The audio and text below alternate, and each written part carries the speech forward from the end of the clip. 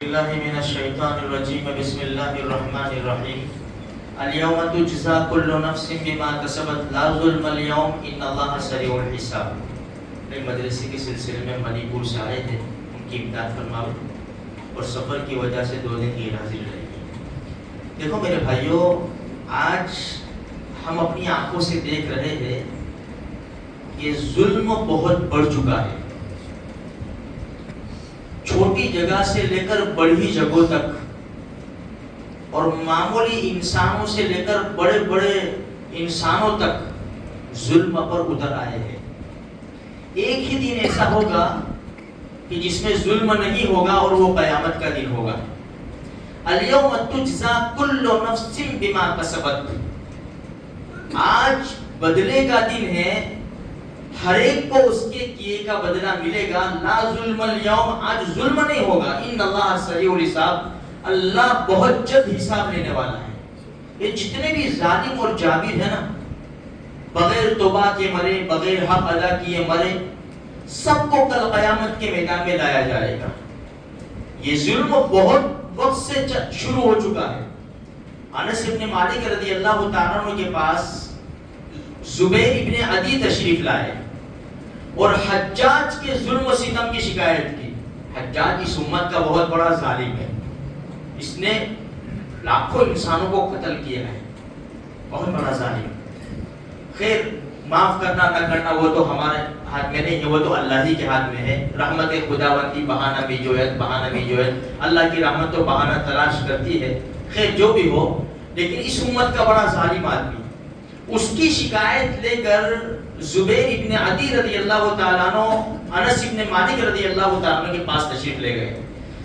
انس ابن مالک رضی اللہ تعالیٰ عنہ جو ہے, ان کی عمر بہت بڑی تھی.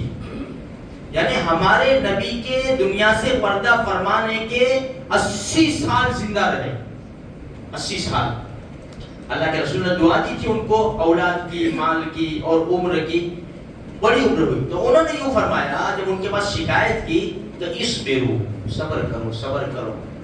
حجاج جو ظلم کرتا ہے تو اس کے اوپر فرمایا صبر کرو, اس لیے کہ آنے والا جو زمانہ ہے نا وہ اس سے برا ہوگا. پھر فرمایا یہ بات میں نے نبی کریم صلی اللہ علیہ وسلم سے سنی ہے.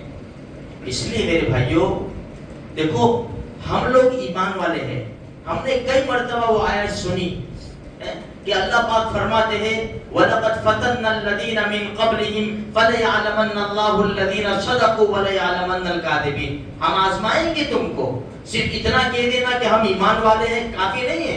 وَلَنَبْلُوَنَّكُمْ بِشَيْءٍ, دوسرے پارے میں ہم تم کو آزمائیں گے, بھوک سے, ڈر سے, مالوں میں کمی ہو جائے گی, جانیں چلی جائے گی, ہر اعتبار سے آزمائیں گے. وَبَشِّرِ الصَّابِرِينَ, لیکن خوشخبری ہے صبر کرنے والوں کے لیے.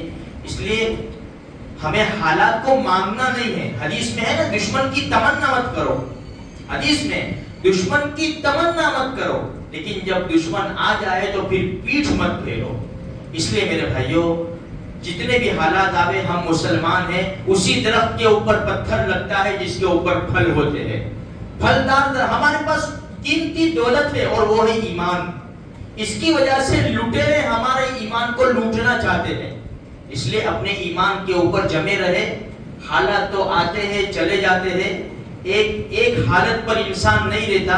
ایک چھوٹی سی بات بتا کے اپنی بات کو ختم کروں. ایک بادشاہ نے اپنے خاص وزیر کو بلایا اور کہا کہ یہ کاغذ ہے اور یہ پین ہے, اس پر ایسا جملہ لکھ کر لاؤ کہ مجھے جب خوشی ہو نا, کوئی خوشی حاصل ہو تو میں آپے سے باہر نہ ہو جاؤں, اور اگر کوئی غم لگے تو غم میں ڈوب نہ جاؤں میں. ایسا جملہ لکھ کر لاؤ.